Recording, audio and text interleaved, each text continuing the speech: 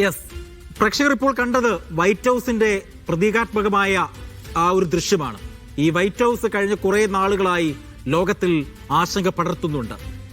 Venezuelan president Nicolas മദൂറോയെ American സൈന്യം പിടികൂടിയതിന് പിന്നാലെ Colombia, Cuba, Mexico, Iran, Denmark, ഇങ്ങനെ സ്വയംഭരണ പ്രദേശമായ ഗ്രീൻലാൻഡ് എന്നിവയുൾപ്പെടെ നിരവധി രാജ്യങ്ങൾക്ക് മുന്നറിയിപ്പുമായി അമേരിക്കൻ പ്രസിഡന്റ് ഡൊണാൾഡ് ട്രംപ് രംഗത്തെത്തി. അമേരിക്കയ്ക്ക് ചുറ്റുമുള്ള രാജ്യങ്ങൾ വിജയകരമായി മുന്നോട്ട് പോകണം, അവിടെയുള്ള എണ്ണ വിഭവങ്ങൾ സ്വതന്ത്രമായി തങ്ങൾക്ക് ലഭിക്കണമെന്നാണ് നിക്കോളാസ് മദൂറോയെ തടങ്കലാക്കിയതിന് പിന്നാലെ ട്രംപ് പ്രതികരിച്ചത്. നിലവിൽ ട്രംപിന്റെ മുന്നറിയിപ്പ് നേരിടുന്ന രാജ്യങ്ങൾ ഏതാണ് എന്ന് പ്രേക്ഷകർക്ക് അറിയാൻ താല്പര്യമില്ലേ? യെസ്, പോകാം ഗ്രാഫിക്സിലേക്ക്. അതായത് പ്രധാനമായും ആദ്യത്തെ രാജ്യം എന്ന് പറയുന്നത് ക്യൂബയാണ്. ക്യൂബ പ്രധാനമായും എന്തുകൊണ്ടാണ് ഇത്തരത്തിൽ ട്രംപിന്റെ ഭീഷണിക്ക് വരുന്നത് എന്ന് നമുക്ക് കൃത്യമായി തന്നെ പറയാം. അതായത് ക്യൂബയിൽ സൈനിക ഇടപെടൽ ആവശ്യമില്ല, ക്യൂബ തനിയെ തകരും, ക്യൂബൻ ഭരണകൂടം വലിയ പ്രശ്നമാണ് എന്നാണ് ട്രംപ് പറയുന്നത്. വെനസ്വേലയുടെ സഖ്യകക്ഷിയായ ക്യൂബയിൽ സൈനിക ഇടപെടലിന്റെ ആവശ്യമില്ലെന്നാണ് ട്രംപിന്റെ വാദം. ക്യൂബ തനിയെ തകരുമെന്നാണ് ട്രംപ് പറയുന്നത്. ക്യൂബൻ ഭരണകൂടം വലിയ പ്രശ്നമാണെന്നും ട്രംപ് പറയുന്നു. ഭാവിയിലെ നടപടികളെക്കുറിച്ച് ഇപ്പോൾ വെളിപ്പെടുത്താൻ കഴിയില്ല എന്നാണ് ക്യൂബയെക്കുറിച്ച് അമേരിക്കന്റെ വിദേശകാര്യ സെക്രട്ടറി മാർക്കോ റൂബിയോ പ്രതികരിച്ചത്. രണ്ടാമതാണ് ഇറാൻ വരുന്നത്, അടുത്തതാണ് ഇറാൻ വരുന്നത്. എന്തുകൊണ്ടാണ് ഇറാനെ ട്രംപ് ലക്ഷ്യമിടുന്നതെന്ന് നമുക്ക് നോക്കാം. സർക്കാർ വിരുദ്ധ പ്രതിഷേധങ്ങൾക്കിടയിൽ സമാധാനപരമായി പ്രതിഷേധിക്കുന്നവരെ കൊന്നാൽ അമേരിക്ക അവരെ രക്ഷിക്കാൻ എത്തുമെന്നും സൈന്യം സജ്ജമെന്നുമാണ് ട്രംപ് ഇറാന് മുന്നറിയിപ്പ് നൽകിയത്. ആണവ മിസൈൽ പദ്ധതികൾ പുനർനിർമ്മിക്കാൻ ശ്രമിച്ചാൽ അവ തകർക്കുമെന്നും ട്രംപ് വ്യക്തമാക്കിയിട്ടുണ്ട്. അടുത്ത രാജ്യം ഏതാണെന്ന് നമുക്ക് വിശദമായി തന്നെ പരിശോധിക്കാം. അടുത്ത രാജ്യം എന്ന് പറയുന്നത് കൊളംബിയയാണ്. കൊളംബിയ അമേരിക്കയിലേക്ക് മയക്കുമരുന്ന് എത്തിക്കുന്നതിന് കൊളംബിയയിലെ ലഹരി മരുന്ന് ലാബുകളിൽ നിന്നാണ് എന്നാണ് ട്രംപിന്റെ വെനസ്വേലയ്ക്ക് പിന്തുണ പ്രഖ്യാപിച്ച കൊളംബിയൻ പ്രസിഡന്റിനെതിരെയും രൂക്ഷ വിമർശനം ട്രംപ് നടത്തുകയും ചെയ്തു. മറ്റൊരു രാജ്യമാണ് മെക്സിക്കോ. അതായത് മെക്സിക്കോ നമുക്കറിയാം, പ്രധാനമായും ട്രംപ് പറയുന്നത് മയക്കുമരുന്ന് കടത്ത് തടയുന്നില്ല എന്നാണ് മെക്സിക്കോയ്ക്കെതിരായി പ്രധാനമായും ട്രംപ് ഉയർത്തുന്ന ആരോപണം. നടപടിയെടുത്തില്ല എങ്കിൽ അമേരിക്ക നടപടിയെടുക്കുമെന്നാണ് ട്രംപ് പറയുന്ന ഭീഷണി. മറ്റൊന്നാണ് ഗ്രീൻലാൻഡിനെ പറ്റി ഇന്നലെ വിശദമായി തന്നെ ഡീകോഡ് ചർച്ച ചെയ്തിരുന്നു. അമേരിക്കയുടെ രാജ്യസുരക്ഷയ്ക്കായി ഗ്രീൻലാൻഡ് അത്യാവശ്യമാണ് എന്നാണ് ട്രംപ് നേരത്തെ പ്രതികരിച്ചിട്ടുള്ളത്. ഗ്രീൻലാൻഡ് തന്ത്രപരമായ ഒന്നാണ്. റഷ്യൻ, ചൈനീസ് കപ്പലുകളാണ് ഗ്രീൻലാൻഡിൽ നിലവിലുള്ളത്. ഡെൻമാർക്കിന് ഇത് തടയാൻ കഴിയില്ല എന്നും ട്രംപ് മുന്നറിയിപ്പ് നൽകുന്നുണ്ട്. ഇതിനിടയിലാണ് പുതിയ ഉപരോധ ബില്ലുമായി അമേരിക്ക രംഗത്തെത്തുന്നത്. അത് ഇന്ത്യക്കുൾപ്പെടെ വലിയ തരത്തിൽ ഭീഷണി ഉയർത്തുന്നു. അതായത് റഷ്യയിൽ നിന്ന് എണ്ണ വാങ്ങുന്ന ഇന്ത്യ, ചൈന, ബ്രസീൽ തുടങ്ങിയ രാജ്യങ്ങൾക്കെതിരെ കടുത്ത ഉപരോധം ഏർപ്പെടുത്താൻ ലക്ഷ്യമിട്ടുള്ള ഉഭയകക്ഷി ബില്ലിനാണ് അമേരിക്കൻ പ്രസിഡന്റ് ഡൊണാൾഡ് ട്രംപ് പച്ചക്കൊടി കാട്ടിയിരിക്കുന്നത്.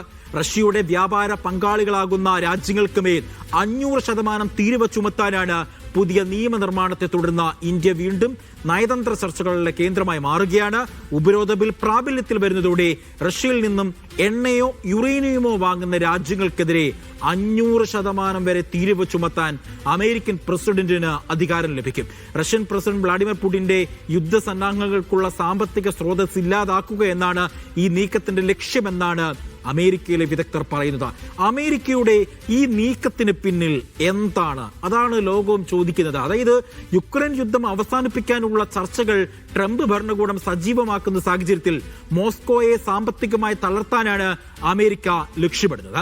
കഴിഞ്ഞ വർഷം ഓഗസ്റ്റിൽ റഷ്യൻ എണ്ണയ്ക്ക് 25% തീരുവ ഏർപ്പെടുത്തിയതിനെ തുടർന്ന് റഷ്യയിൽ നിന്നുള്ള ഇറക്കുമതി കുറയ്ക്കാനുള്ള നടപടികളുമായി ഇന്ത്യ മുന്നോട്ട് പോവുകയാണ്. ഔദ്യോഗിക കണക്കുകൾ പ്രകാരം 2025 സെപ്റ്റംബർ മുതൽ ഇന്ത്യയുടെ റഷ്യൻ എണ്ണ ഇറക്കുമതിയിൽ തുടർച്ചയായ കുറവ് രേഖപ്പെടുത്തുന്നുണ്ട്. കഴിഞ്ഞ വർഷം ഏപ്രിൽ മുതൽ ഒക്ടോബർ വരെയുള്ള കാലയളവിൽ മുൻ വർഷത്തെ അപേക്ഷിച്ച് റഷ്യയിൽ നിന്നുള്ള ഇറക്കുമതിയിൽ 18%-ലധികം ഇടിവുണ്ടായതായും റിപ്പോർട്ടുകൾ പറയുന്നു. അധികാരമേറ്റ ആദ്യ ദിനം തന്നെ റഷ്യ യുക്രൈൻ യുദ്ധം അവസാനിപ്പിക്കുമെന്ന് ട്രംപ് നേരത്തെ പ്രതിജ്ഞയെടുത്തിരുന്നു. ഇതിന്റെ ഭാഗമായി ഇരു രാജ്യങ്ങളും തമ്മിലുള്ള സമാധാന ചർച്ചകൾക്ക് ട്രംപ് ഭരണകൂടം ഇപ്പോൾ വേഗത കൂട്ടിയിരിക്കുകയാണ്. ഇന്ത്യക്ക് ഏത് തരത്തിലുള്ള ആഘാതമാണ് ഉണ്ടായിരിക്കുന്നത് എന്നാണ് ഇനി പരിശോധിക്കാൻ പോകുന്നത്. ഇന്ത്യയെ സംബന്ധിച്ചിടത്തോളം കനത്ത ആഘാതം തന്നെയാണ് ഇതുള്ളത്. അതായത് അമേരിക്കയിലേക്കുള്ള കയറ്റുമതിയിൽ ആകെ 50% തീരുവ നേരിടേണ്ടി വരുന്നത് ഇന്ത്യയുടെ വിദേശ വ്യാപാര മേഖലയ്ക്ക് കനത്ത ആഘാതമാണ് ഉള്ളത്. ഇന്ത്യയുടെ ഏറ്റവും പ്രധാനപ്പെട്ട വ്യാപാര വിപണികളിൽ ഒന്നായ അമേരിക്കയിൽ ഈ നികുതി വർധനവ് വലിയ തിരിച്ചടിയാണ് ഉണ്ടാക്കിയിരിക്കുന്നത്. കഴിഞ്ഞ ഓഗസ്റ്റ് 27 പ്രാബല്യത്തിൽ വന്ന 25% അധിക തീരുവയോടെ അമേരിക്കയുടെ ഈ നയമാറ്റം ആഗോളതലത്തിൽ ഏറ്റവും കൂടുതൽ ബാധിച്ച രാജ്യമായി ഇന്ത്യ മാറി. കയറ്റുമതിയെ തടസ്സപ്പെടുത്തുന്നതിനൊപ്പം രാജ്യത്തേക്കുള്ള വിദേശ നിക്ഷേപങ്ങളെ മന്ദിപ്പിക്കാനെന്ന വണ്ണം ഈ അനിശ്ചിതത്വം കാരണമാകുന്നുണ്ട് എന്നാണ് റിപ്പോർട്ട്. കഴിഞ്ഞ ഒരു വർഷമായി ഇന്ത്യ അമേരിക്ക വ്യാപാര ബന്ധത്തിൽ നിലനിൽക്കുന്ന അനിശ്ചിതത്വം അവസാനിപ്പിക്കാൻ ഡൽഹിയിലും വാഷിംഗ്ടണിലും ഉന്നതതല ചർച്ചകൾ ഊർജിതമായിട്ടുണ്ട് എന്നാണ് റിപ്പോർട്ടുകൾ. നിലവിലെ വ്യാപാര പ്രതിസന്ധികൾക്ക് പരിഹാരം കണ്ട് ഇരു രാജ്യങ്ങൾക്കും ഗുണകരമാകുന്ന ഒരു സമഗ്ര വ്യാപാര കരാറിൽ എത്രയും വേഗം ഒപ്പിടാനാണ് ഇന്ത്യയും അമേരിക്കയും ലക്ഷ്യമിടുന്നത്. റഷ്യയിൽ നിന്ന് ചൈന കഴിഞ്ഞാൽ ഏറ്റവും കൂടുതൽ എണ്ണ വാങ്ങുന്നത് ഇന്ത്യയാണ്. ഈ ബന്ധം ഇതിനകം തന്നെ ഇരു രാജ്യങ്ങളും തമ്മിലുള്ള നയതന്ത്ര ബന്ധത്തിലും അസ്വസ്ഥതകൾ ഉണ്ടാക്കിയിട്ടുണ്ട്. കഴിഞ്ഞ വർഷം ഇന്ത്യയിൽ നിന്നുള്ള ഇറക്കുമതിക്ക് ട്രംപ് 25% പരസ്പര താരിഫും റഷ്യൻ എണ്ണ വാങ്ങുന്നതിനുള്ള പിഴയായി 25% അധിക നികുതിയും ചുമത്തിയിരുന്നു. ഇതോടെ ചില ഉൽപ്പന്നങ്ങളുടെ ആകെ നികുതി 50% ഉയർന്നു.